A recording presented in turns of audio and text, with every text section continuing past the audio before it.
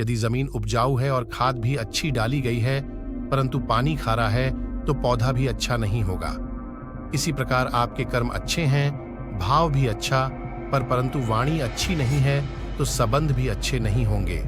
यानी ऐसे लोगों के संबंध टिक नहीं पाते। पानी को कोई भी कसकर पकड़ DDH नहीं सकता, वो हाथ से छूट ही जाएगा। पानी को बहने दिया जाए तो वो खुद ही अपना रास्ता बना लेगा।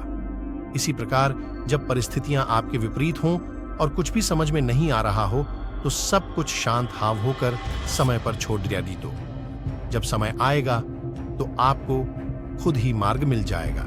लोहे को कोई और नहीं बल्कि उसकी खुद की जंग नष्ट कर सकती है, उसकी प्रकार इंसान कोई और नहीं बल्कि उसकी नकारात्मक सोच ही उसे नष्ट कर सकती है।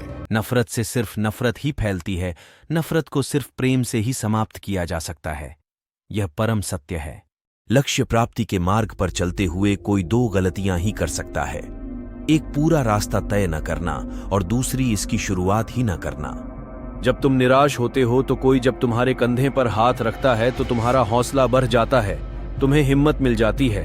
पर जब कोई तुम्हारे कंधे पर हाथ रखने वाला नहीं होता तब तुम अपनी शक्ति खुद बन जाते हो और वही शक्ति ईश्वर है। सर्वप्रथम आपका स्वास्थ्य है जो आपके लिए सबसे बड़ा उपहार है।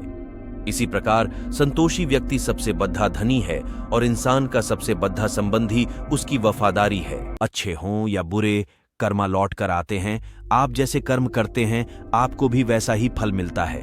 इसलिए जब आप दूसरों के लिए दिया जलाते हैं तो यह आपके रास्ते को भी रोशन कर देता है। फूल की खुशबू भी वहीं तक फैलती है जहां तक हवा बहती है, लेकिन एक इंसान की नेकी और अच्छे कर्मों की महक सर्वत्र फैलती है।